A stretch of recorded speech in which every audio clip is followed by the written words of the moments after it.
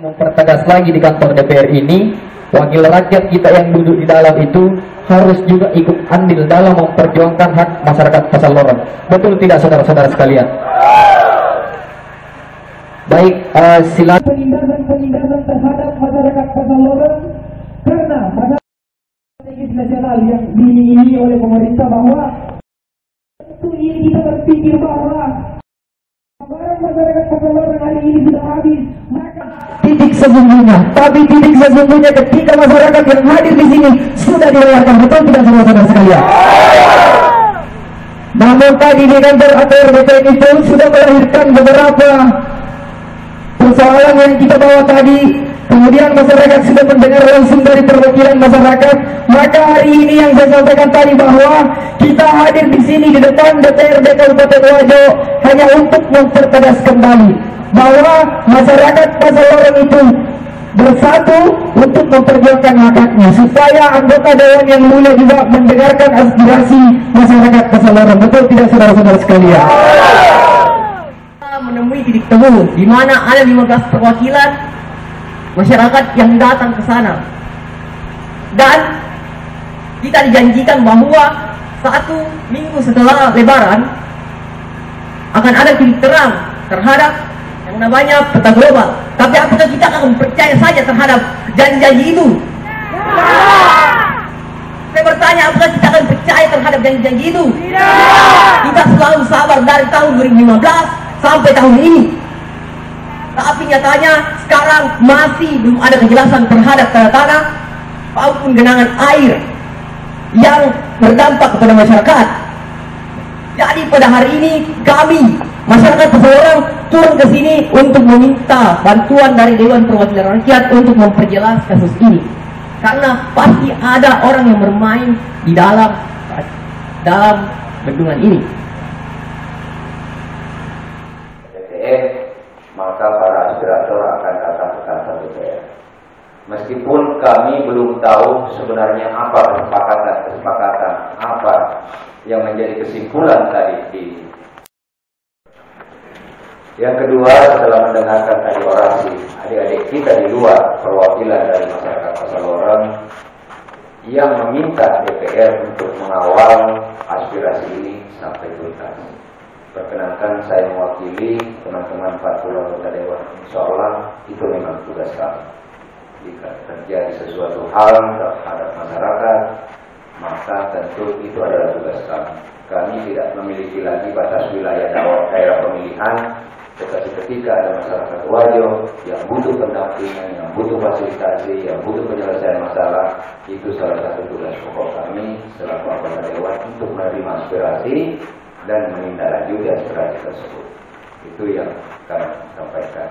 Insyaallah yang melakukan kami, karena kebetulan saya di Komisi 3 bermitra dengan kantor ATR BPN. Nah, tentu akan kami mengawal kegiatan-kegiatan ini, aspirasi ini sampai titik-titik yang telah kami sepakati nanti bersama.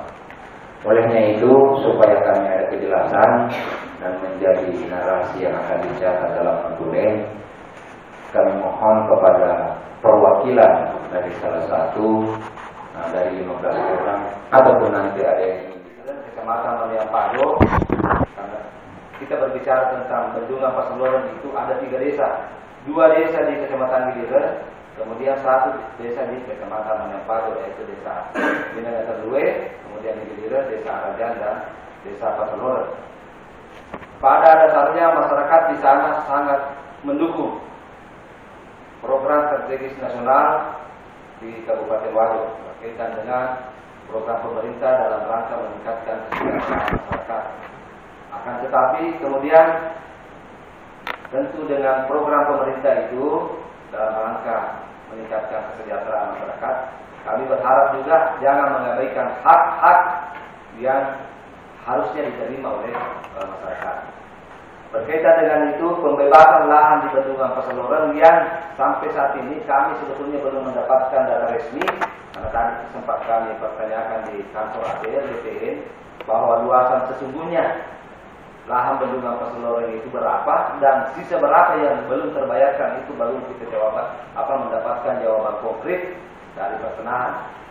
Berkaitan dengan dinamika yang terjadi di lapangan, karena ada kegelisahan Bapak pimpinan penerima aspirasi bahwa ini kan tahap terakhir dari program pembebasan lahan di bendungan Peseloreng yang kalau kita lihat secara fisik, khusus kita bicara tentang bendungan Peseloreng itu sudah selesai, tetapi kan masih menyisakan berbagai persoalan berkaitan dengan hak-hak keperdataan masyarakat, yaitu berupa ganti rugi atau pembebasan lahan yang tergenang maupun baik yang tergenang maupun yang masuk dalam wilayah green belt pada lahan bendungan Peseloreng.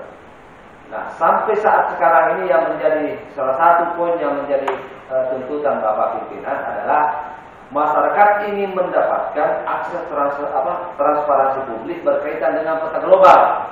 Peta global itu mencakup luasan bidang, kemudian letak bidang, kemudian luasan bidang tadi, letak bidang dan nama pemilik bidang tersebut. Karena ini kemudian ada yang terbaca di bawah, kemudian ada beberapa oknum yang mendapatkan pembebasan lahan, tetapi kemudian oleh masyarakat secara ini mengamati bahwa sebetulnya dia tidak kelahanan, tidak punya lahan di sana, tetapi kemudian mendapatkan nilai ganti rugi atau pembebasan lahan yang sangat fantastis, miliaran rupiah. Nah, ini semua kemudian menjadi pertanyaan besar. Kemudian banyak kondisi berdasarkan hasil inventarisasi teman-teman, kemudian bahwa banyak kondisi kemudian terjadi bahwa pada lahannya masyarakat itu katakanlah dari 1 hektar baru kurang lebih 30 area yang dibayarkan, sisanya ini belum mendapatkan penjelasan. Kemudian ada juga berbagai kondisi sekelilingnya sudah dibayarkan, tetapi pada bidang tertentu belum dibayarkan, sementara lokasi itu sudah tergenang air. Ini kemudian membuat kerisauan di masyarakat. Beberapa kali juga kita sudah masuk di tempat ini untuk menyampaikan bahwa Peseloreng itu sebenarnya banyak sekali persoalan-persoalan yang masyarakat tidak bisa lagi untuk menerima secara akal sehat, karena banyaknya kegiatan-kegiatan oknum di dalamnya itu selalu bermain dan mempermainkan kami di sana. Jadi kami dari ATR BPN tadi menyampaikan bahwa, dan ada beberapa pertanyaan yang saya sampaikan mengenai kegiatan-kegiatan yang sudah dilakukan pengumuman sebanyak 42 hektar itu yang dilaksanakan di Botopenok. Itu yang sangat-sangat saya tidak terima itu, karena kenapa disampaikan di Botopenok, kenapa bukan di Kecamatan Giliran? Yang seharusnya kan dari mulai 2015 itu Pak, mulai dari 2015 itu semua kegiatan-kegiatan baik yang namanya pembayaran, baik sosialisasi bentuk ganti rugi, pengumuman, itu semuanya dilakukan di Kecamatan Giliran. Bahkan pernah di Dewa Jawa ini. Apa yang menjadi aspirasi kita di DPN Dewa Jawa? Salah satu aspirasi yang kami jalankan pada hari ini yaitu kami memperjuangkan hak-hak masyarakat bendungan Peseloreng yang sampai saat ini belum ada kejelasan. Maka itu kami meminta pada pihak bertanggung jawab untuk mengeluarkan peta global sebagai bentuk transparansi kepada masyarakat bendungan Peseloreng. Terus ada berapa warga di sana yang belum mendapatkan haknya? Untuk saat ini berdasarkan dari hasil verifikasi bersama dengan masyarakat itu kurang lebih 200 orang yang saat ini menunggu kejelasan status tanahnya. Berapa hektar itu? Kami belum bisa perkirakan berapa hektar karena tadi saya dengar ada 42 hektar itu. Yang 42 hektar itu yang akan diganti dibebaskan. Iya. dalam waktu dekat ini. Terus DPRD tadi siap bagaimana kesiapan DPRD tadi? Untuk kesiapan DPR akan insya Allah akan mengajukan apa yang akan kami aspirasikan, termasuk meminta pada global kepada yang berhak dan menunda untuk pembayaran 42 hektar lebih ini. Sebelum ada kejelasan ya? Ya, belum ada kejelasan.